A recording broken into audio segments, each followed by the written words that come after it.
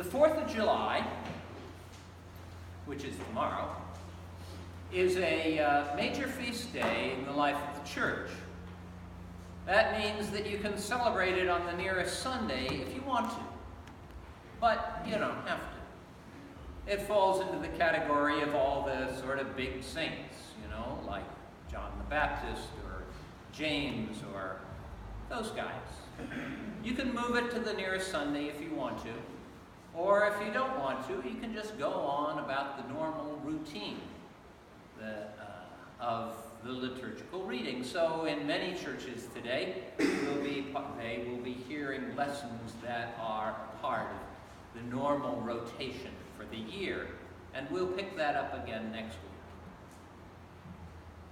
But it seemed that this year in particular, we ought to pay attention to the 4th of July.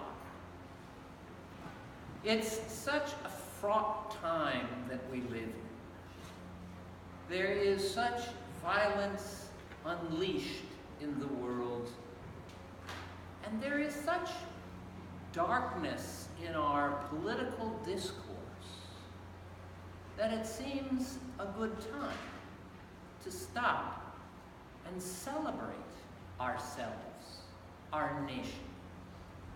Even in the face of all of that, it seems a good time to stop and think for a moment and pray for a moment for our nation. And we do that even knowing how ambiguous our history is. Even knowing that this great nation that we celebrate is built on the genocide of Native Americans, on the slave trade, on prejudice over all the centuries of one kind or another, of the persistent mistreatment of the poor, the real lack of dedication to equality in the eyes of the law, in the past and in our own day. It's an ambivalent thing to be celebrating this 4th of July, but there is so much to celebrate. The Episcopal Church in particular pays attention to the 4th of July, not because it's a civic festival, but because throughout our history, we have understood that our faith is entwined with our society and our government.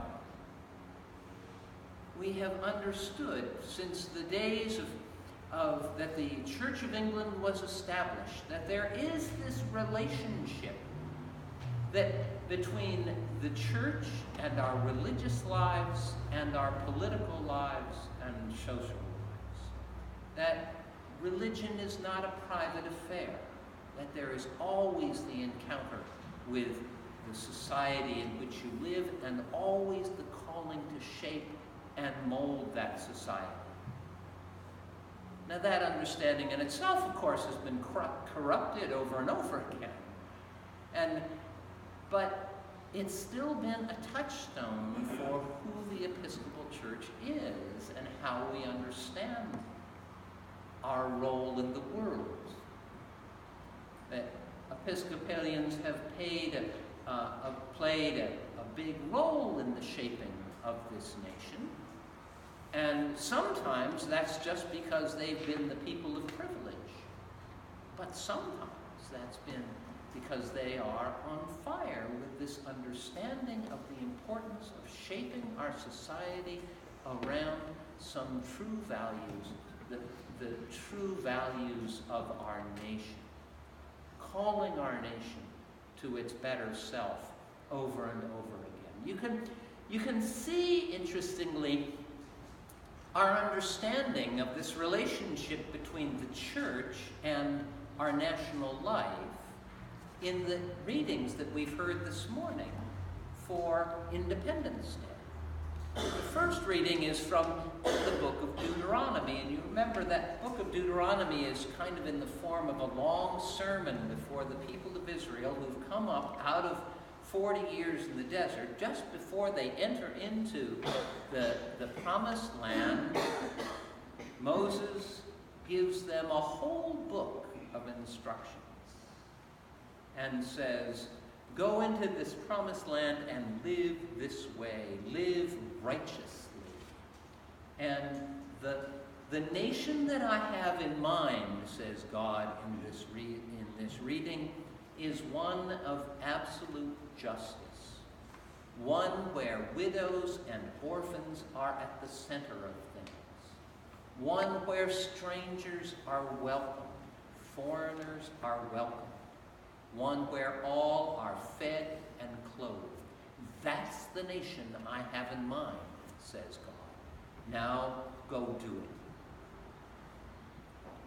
The second reading is from the letter to the Hebrews, and it talks about how Abraham and Isaac and Jacob and Sarah and Rebekah and Rachel and Leah all lived transient lives in tents. They had received the promise of a promised land. They had received the promise of a homeland. And so they lived on that promise. They lived on the promise that there is a homeland where God's will reigns. And so they were able to live their transient lives with faith. And that faith is what held them strong, even when their own lives, even when their own communities were torn apart, even when they were threatened with extinction, even when there was strife within the community, they held fast by faith to the homeland they had been promised. Not some imaginary place in the sky, a real homeland where they belonged. It was their true home. And once in a while, they ran into a taste